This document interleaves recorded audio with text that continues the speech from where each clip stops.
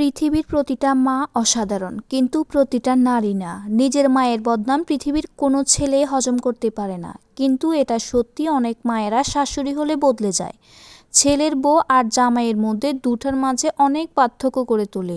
মেয়ের জামাই হলে শাশুড়ির আদরের যেন জন্মদাত্রী মায়ের চেয়ে অনেক বেশি হয়ে যায়। আবার পরের মেয়ে যখন নিজের ঘরে আসে, সে সারা জীবনেও আপন হতে পারে না। আসলে কি জানেন, বউ শাশুড়ির সম্পর্ক যতটা গভীর হোক না কেন, একটা অজানা দূরত্ব থেকে যায়।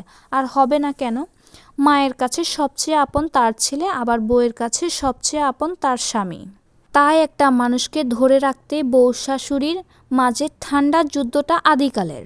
আমরা ছেলেরা একটা জিনিস খুব ভুল করি, মায়ের কোনো দোষ বউকে দেখিয়ে দিলে সেটা পাত্তা দেয় না।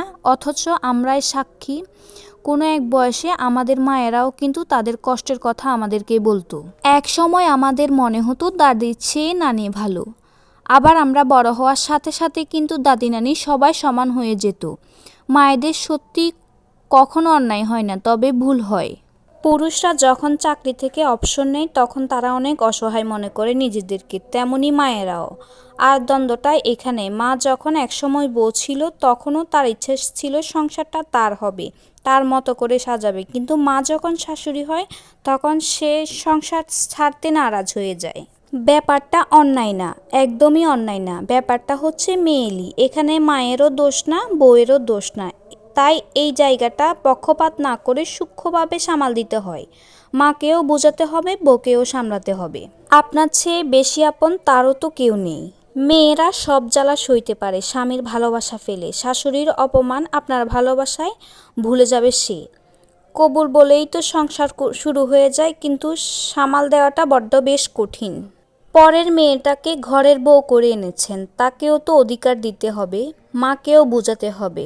সংসারটা হলো কেমিস্ট্রি, অনুপাত ঠিক হতে হবে, বেশিও না আবার কমও না।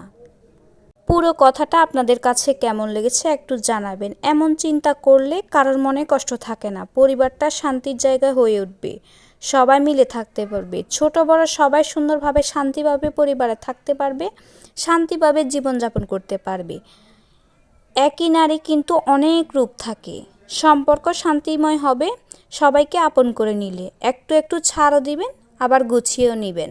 সবাই সবাইকে বুঝার মতো করে রাখবেন। সবাই সবাইকে ছাড় দিবেন, সবাইকে বুঝে নেবেন। এভাবে পরিবারকে সুন্দর রাখার চেষ্টা করবেন। তো আমার কথাগুলো আপনাদের কাছে কেমন লেগেছে অবশ্যই কিন্তু জানাবেন। সবাইকে ধন্যবাদ।